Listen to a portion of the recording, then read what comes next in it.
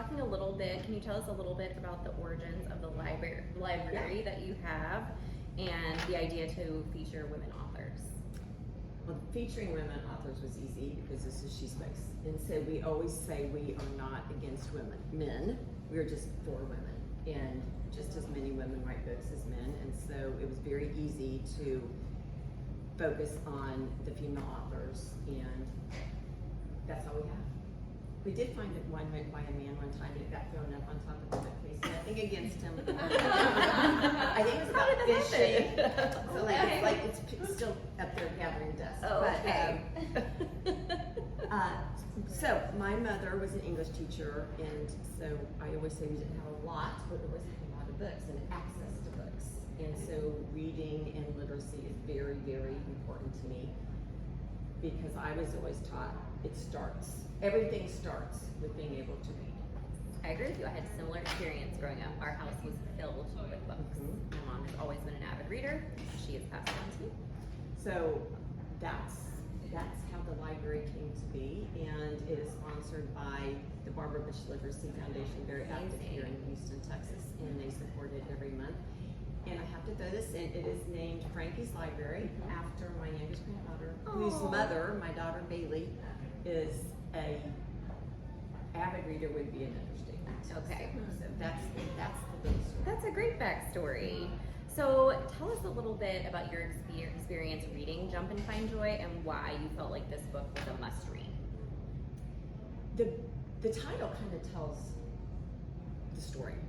It's about finding, which is very hard to pick a title of a book. Not that I've ever written one, but I would think it would be very difficult to pick the title of the book, but she nailed it. So she said it was easier to write the book than find the title. Wow, okay.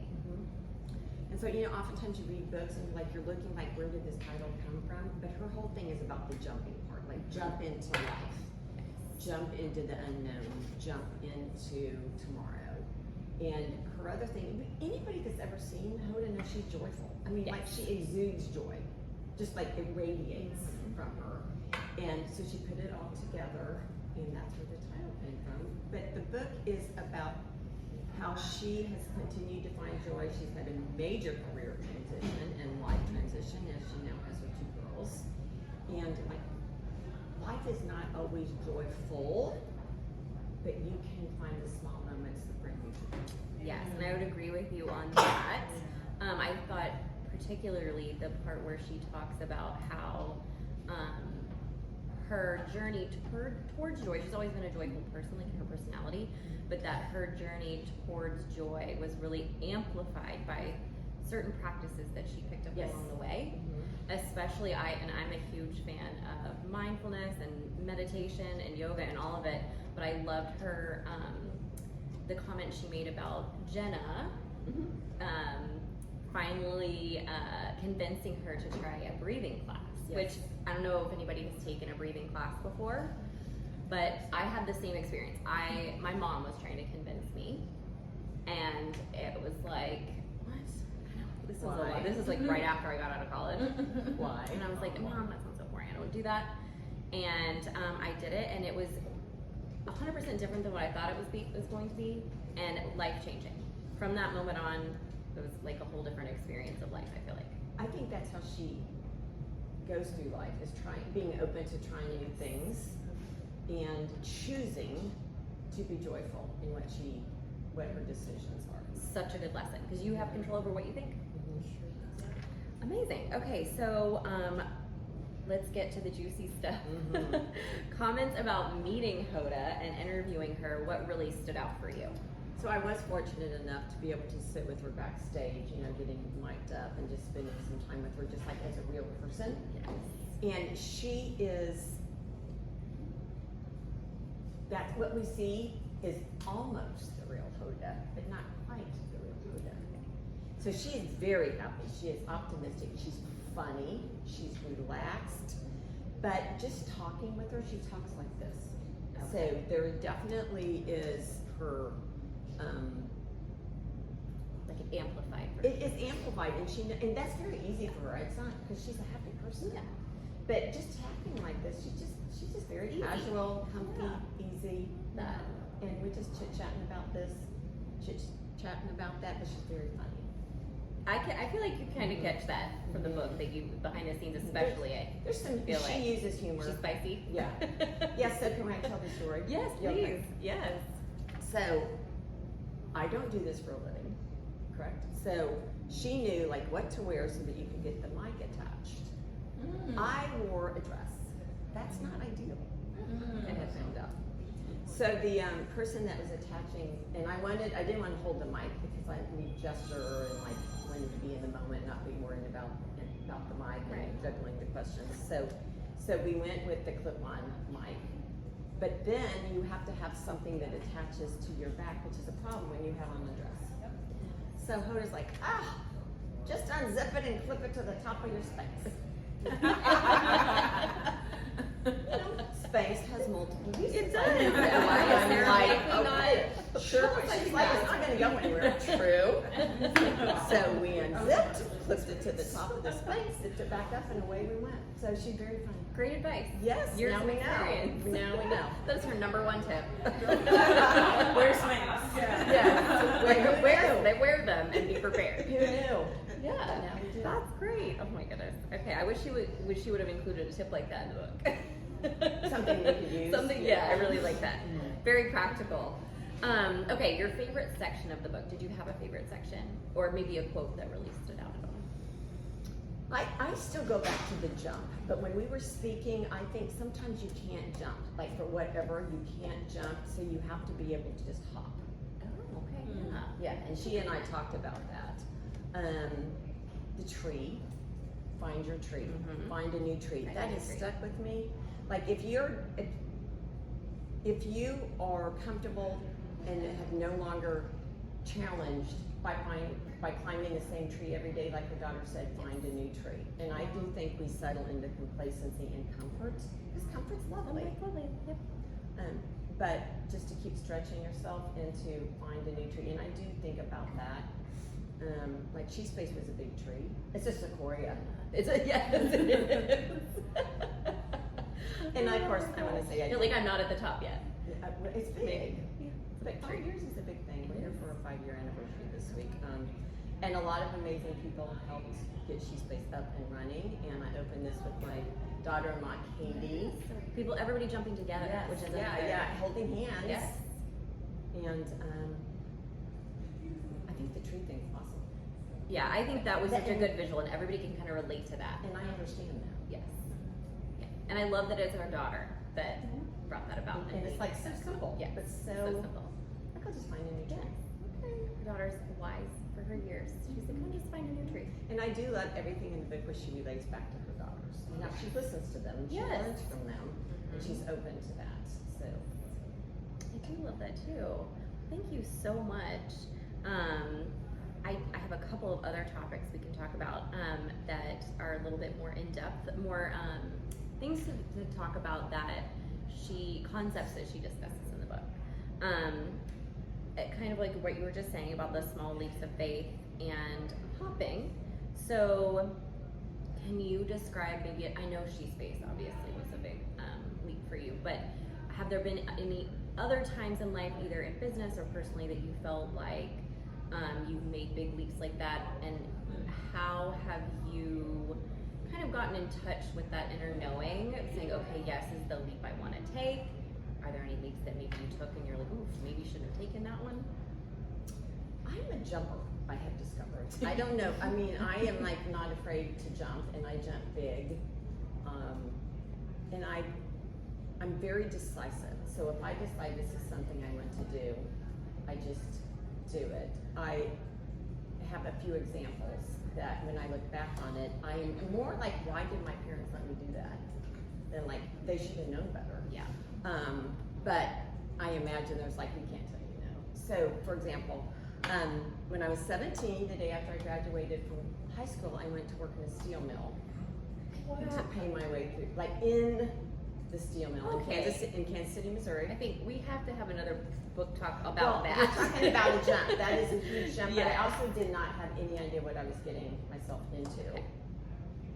But no, I worked in the steel mill, hard hat, steel toe boots, the whole thing. But I made so much money compared to my friend's babysitting. Yes.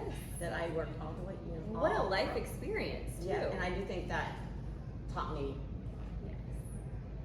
a lot. Okay, you need to write a book. Let's Yeah. just say next year. No, Stephanie's So book. that's will like be that's like coming out. that was like a big thing, but I was still living at home. And then the day I graduated from college, I got in my little car and drove from Kansas City to Hartford, Connecticut. No phone, no AC, paper maps. I didn't have a radio, but that didn't last long. I stopped in St. Louis and got a radio. It's like, this is never gonna do. Yes. That type of thing. And then I moved from Hartford, Connecticut. I drove to Albuquerque, New Mexico. So like I am a jumper. Okay. It's just comfortable for me. That's great. I think that is definitely a learned thing for a lot of people. And I know Hoda in her book talks about how she's always been a jumper. Yeah. And she's always, I guess, been in tune with that. And I don't know that everybody is. So that's an interesting. And people say, how, why? Because I think my grandmother was a jumper, and my mother was way more than me. And I was like a controlled jumper, Okay. right? Yes. Like most of those things. But my grandmother and mother were like whole next level. And I thought everyone was like that. And so not until I got out into the real world did I realize that they were kind of an anomaly. So what I was doing was mild and tame compared to what they did. Oh, okay. Yeah. Another book topic. Very courageous. Yeah. Wow. So that explains a lot, like coming from a line of courageous women. Interesting. Okay. So one of the other quotes that really stood out for me in the book was, "We must be willing to let go of the life we planned so as to have the life that is waiting for us." And I think that is something that we all struggle with, is like letting go, surrendering that control, in order to let the things that flow into our life. That's so interesting because it just now dawned on me. I had this exact conversation Oh, okay. with my cousin like 2 or 3 days ago. We grew up together. I only have 2 cousins in the world. That's it, only 2. And we grew up like right together. And in this area, we didn't really have a lot of friends because it was a family. So that's kind of the community. And so we were having this conversation that the life he lives is so different than what he always thought it would be like. And he has had to learn to let go of others' expectations of him. As women, we deal with that a lot. And just be fine with what makes him happy. And I just had this conversation. Wow. Yeah. Okay. So I think people can get there. Some people can get there more easily than others. Yes. And what has stood out in your journey specifically around that? And learning to do what really is really calling you, not what is pleasing others or what others are expecting. Well, I'm the oldest. I was just gonna say, I think maybe it comes with age a little bit too, So because I know. have you ever seen that quote that says if you're the oldest and a girl, and the oldest and first granddaughter and the oldest and first niece, I'm like, hello. Yep. Oh, wow.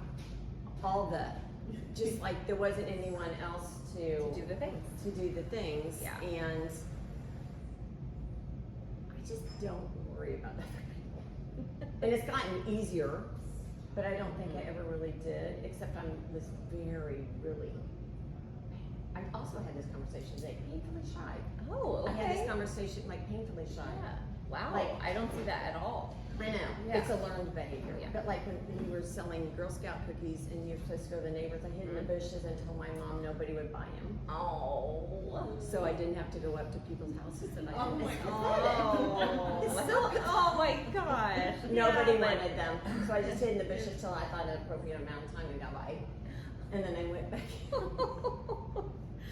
Oh my goodness, I definitely understand the people pleasing thing, because that's been something that I've had to work on since I was, middle school, high school, and then finally, becoming a young adult. Definitely a people pleaser in recovery, and still have to work at that. I think we all do though. I mean, I think every single person on this planet cares what other people think about them. But you cannot care more about what they think than what you care. That's a very good point. Like, That balance. What you think is the right thing for you to do. Interesting. Well, thank you. Those are such insightful answers. I have another thing. Yes, I know go you ahead. didn't ask it, but No. I just learned this yesterday, and I was like, I have to talk about Oh, this. please jump in. So people always say, where do you get your confidence? So I read this, and I always say, I have no idea. But I read this thing, you cannot feel confident while you feel threatened.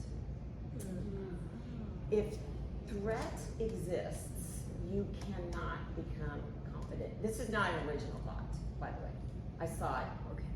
when I was supposed to be doing something else and I was looking at Instagram. Oh, okay. Anyway, but I mean, that was the Very that's what I took from relatable. that. So you cannot feel confidence if threat exists. So that really points out with like children who grow up in an environment where they feel threatened constantly, Or whether constantly- emotionally or physically, constantly criticized. or criticized. Yeah, and if those Yes. things where nothing you do is enough, Yes. and I'm like, I'm gonna use that in here Yeah. because this is a safe place. Like that's what this was created to do, and I do think that's why women flourish in here Yeah. because no one judges in here. So true. It's always lift up the person next to you, and I think it's because no one feels threatened here. Well, It's and- safe. It's safe. It's a safe. Safe. And such an important lesson for those of us who have children and who are raising children, both boys and girls, to really focus on that and help them understand, especially I think in this day and age, helping raise healthy, happy humans. We all need to keep working on it. Yes. Yep. Thank you so much. So we are going to go ahead and open up to Q&A if anybody has topics they want to discuss or questions. Cass? Okay, I have one. So it's for Stephanie because you are very much a Leo, a lioness. You jump out there and take charge. People like me, I'm so much of a Cancer, and it just takes a lot for me to get out there. How do you coach and mentor people that maybe are a bit more reluctant to get out there? Because Hoda, she takes big leaps, you take leaps, but we're the other 80% of us, we tend to overthink it. How do we get some tips from you on to overcome that fear? Can they hear her, or do we need to repeat that? Let's repeat Okay. So the question was, I am comfortable taking those leaps. Some others are not as comfortable, and how do I encourage others, perhaps, to take the jumps that I take? And I think the answer to that is you have to start small. Like, I would not recommend graduating from high school and going work in the steel mill. That is not small. But you can do small things, and then every time, this is also a lesson for kids. Yeah. You do the small thing, and as soon as you succeed at the small thing, then you try another thing. And you just keep trying, and Cassandra was the one that asked the question, and I kind of disagree with you just a little bit about your analysis of yourself. But that's also because I know you now. I mean, maybe Yeah. this has been a process for This is you a process. through your life, yes. So I spend a lot of time encouraging. Okay. Yeah, I think that is creating that space to people, let people know that not only setting the example, but creating that space to let them know that you can try and fail. It's okay. Yes. I fail all the time. But you know what? It doesn't bother me. See, I think that's such a growth point too. That is something that has never bothered me. And also, that's a thing. You have to be willing to, make big boo-boos. Yes. And make a fool of yourself. I feel like I'm just now getting comfortable with those, like making a mistake or starting something and not liking the way it has turned out, and then just being like, it's okay, it can sit to the side for a while and we'll come back. Yeah, again, I think the older you get, more life experience you have, you do start to learn some of these lessons, and I've had a lot of years to practice. So, I'm just passing along what I've learned. I am thrilled to be in my 40s for that very reason. Just like, wow, I feel so much more comfortable in life. And the little things Yeah. that would have bothered you Yes. don't bother you. Right. Oh, definitely. Or not. bother you less. Yes. Or I just like don't have time to care about that. Okay, other questions? No. I have a question. I would actually call myself a jumper, but I also feel like I tend to be a perfectionist. And so I wonder, how do you find the balance between not needing to be perfect while taking a leap of faith? Like what would you guys say? That's for both of you. Oh, sure. Okay. So I feel like this literally has been a lesson I've learned in the past, like maybe 5 to 10 years. Especially in work. Things that I have, maybe projects or goals that I have set, and like, okay, I'm gonna do this, and I feel you because I'm very much a recovering perfectionist. And it's held me back in a lot of instances. But projects that I've started and then maybe gotten, halfway through or done one episode of a podcast, it really has made me understand that this is, I know it's kind of cliche to say it's a journey, but things that I've started when I've been inspired to start, I've had to kind of give myself some grace and say that it's maybe you're not meant to finish it right now. This is like something you're supposed to jump into, figure it out a little bit, and then let it percolate for a little while. And some of the projects that I'm currently working on, I feel like, oh my gosh, I started this a while back, and it wasn't perfect while I was doing it, but now things are coming up. I'm like, this is clearly now is the time, like, and I have all of this work that I've done up to this point, and it's already done for me. Yeah, it's like the patience. Yes, the patience. And I think letting things percolate has really been key for me, at least. It's like starting something, being okay with it not being perfect, being okay with it not being finished, and like sleeping on it. And then coming back and realize you have so much more to give to that project because you've had time to let it kind of sit. So. I think something that helps for me in general is understanding, someone said it somewhere, somehow, maybe it was an Instagram post, who knows. The first time you do anything, you're gonna suck at it. First 100 times you do something, you're gonna suck at it. That, I take that and it gives me permission, I guess, to go ahead and jump into something because I don't have that expectation on myself. If anything, the expectation is, it's probably just gonna be pretty good. I'll probably look back on this and maybe be a little mortified, a little bit embarrassed. But I think looking back on your life and the successes that you have had, the trend is that you survived. You made it through. You accomplished that thing, you grew. I don't really see failure as failure. You got to reframe it, right? If the success metric is that you learned, then you succeeded, even when you quote unquote failed, right? And you took that opportunity to learn. Because can we be honest? There are so many people in business that you're like, how the hell are you in business? That's true. And 99.9% of the time, it's just because they just jumped like that. They just did it, and they didn't give a beep about what people thought. And so, and you are so capable and so competent and so talented, and you have all the things working in your favor. You just need to get out of your way. I had a lot of things to say about perfectionism. About what? About perfectionism, a lot, but we don't have the time for that today. No, Let's sum it up. So, first of all, one of the most valuable lessons I learned about SheSpace was when I had the idea hatched. And I went to, and she actually happens to be sitting in the audience. So my good friend Lisa Holland Nelson Bowman, and she gave me the most valuable lesson that I wish I would have known decades ago. And she said, you just have to execute. Do you remember that? Yeah. You are not going to get it perfect. You can't get it perfect. If you get it perfect, you will never, if you wait to get it perfect, it will never open. It will never get off the ground. Brilliant advice. Do it. Just do it. Now, I am a big picture person, so as Cassandra knows, like, I don't do the details, but I want them done. Yes. And I like them done, and I know what they are, but everyone has it, like, some people just want to do the details. Yeah. So I think there is a place for perfectionism. Depending on what you're doing. Yeah.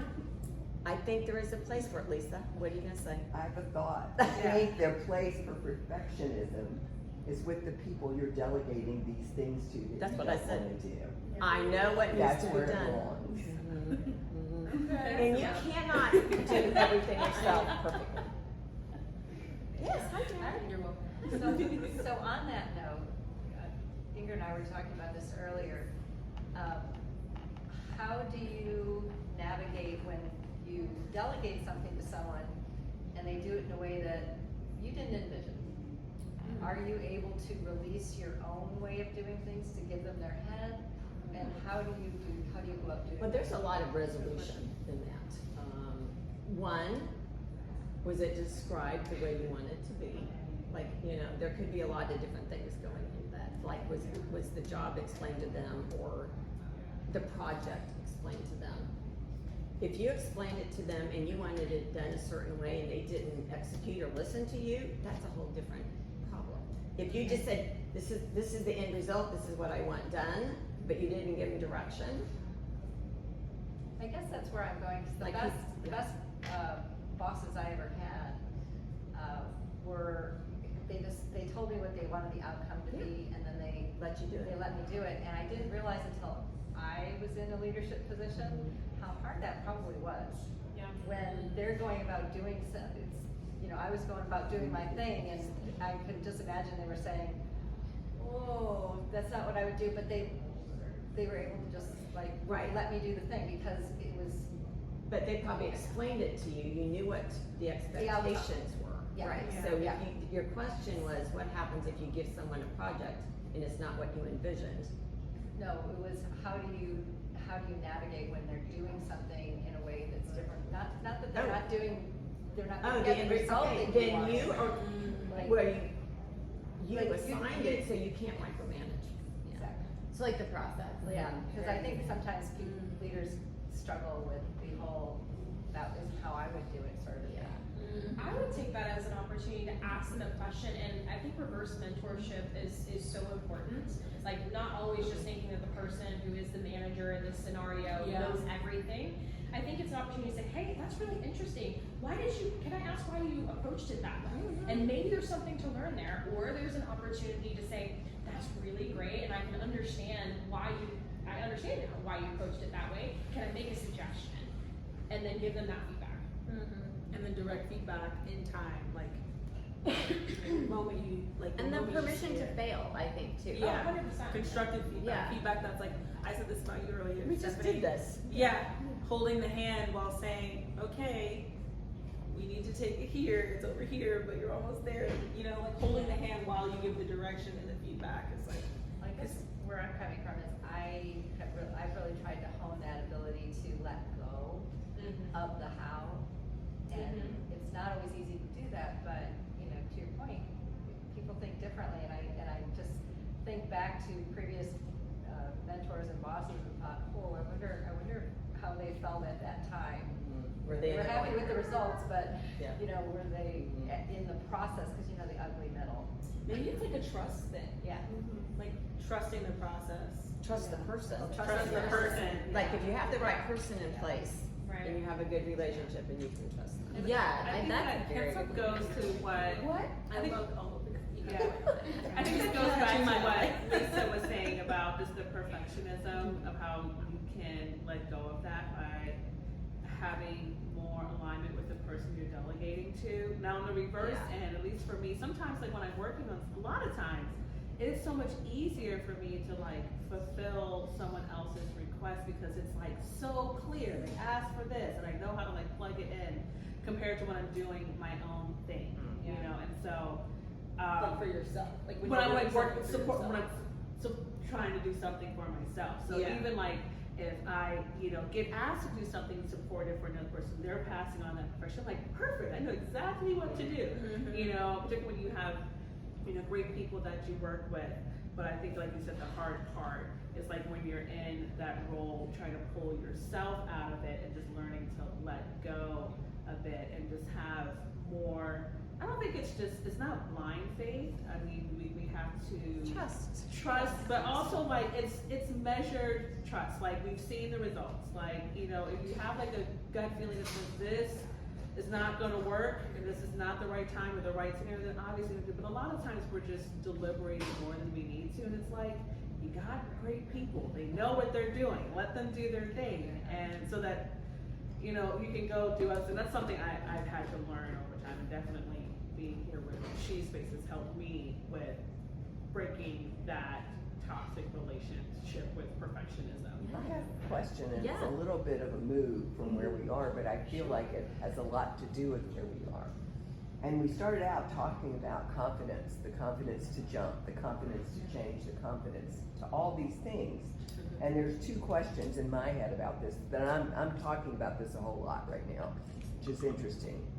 And the first is confidence innate or learned, and the second is, do you get confidence from courage? And are you courageous? My word for next year is courage. Don't ask me why. I'm anything but chicken, but you know, like, I really mean that. But, so, I'm asking you, Stephanie, because you're the boldest thinker I know. And it's around what like we're all nurture talking or about. nature. Huh? Nurture or A nature. nurture and nature. So I think in my instance, it was probably both. I feel that way too. I but think again, I I'm the had the oldest role child. models, but I think I also have it just in my, innately in my DNA.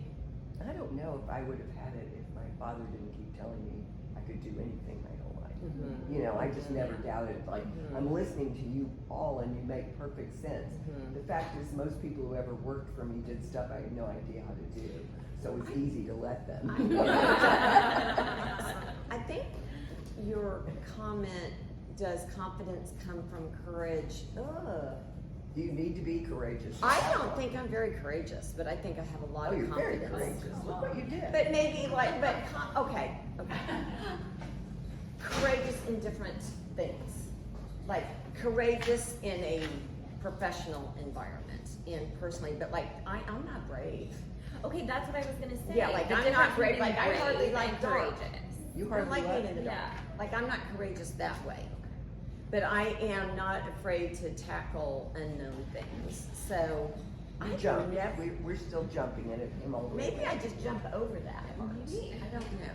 Being Well, and courageous. That's a great thing. I have to think about I it. want, yeah, it's gonna be a big topic next year. I do think for maybe me. I'm a Leo. I should be courageous. Well, and you know, recently I read, I don't know if it was a book, I can't remember where I read this, but it was, someone was defining the difference between being brave and being courageous. So being brave was that you just inherently are not afraid of whatever it is you're facing, because you just aren't. But being courageous is being afraid but doing it anyway. No, that, we just had Which this I conversation really today too. Love that. Simone said you're not afraid of anything, or you have no fear. I go, oh, but I do. But everyone has fear. But what I have is the comfort to overcome Yes, fear. courage. And like I'm Courage. very comfortable nestling in with it. Yes. I'm not afraid of it. Oh. Okay, there we go. So you're courageous. Yeah, I guess. You gave me my 2026 words. There we It go. took me a while, What was this year's word for you? presence. Present. And in two ways, being present and accepting my presence and making a difference because I have one. It's a big deal. That is a very big deal. Hoda is so sad she's not here. I know. What did you say? She's so sad she's not here. We need to send this to her, Hoda. We missed you. You need to come in and do a book Is club Hoda with there? us. Well, thank you so much Thank you. for taking the time, and thank you everyone who showed up virtually and in person. And I'm so excited to continue this. Let's do So, if you're interested in being part of this monthly, we're gonna do it a little differently. It's not gonna be an in-person thing every month, and it's not necessarily going to be something we're doing here at SheSpace every month, but if you are interested in doing it virtually and just keeping up with the books that we're sharing each month and popping in for the discussions, there's a little QR code here you can scan, and I hope Stephanie will come back and do another You know one. I love books. I know, me too. Me too. Anyway, thank you. Thank you so That was much. really fun. Thank you. It was very fun. Thank you guys. I gotta get in there.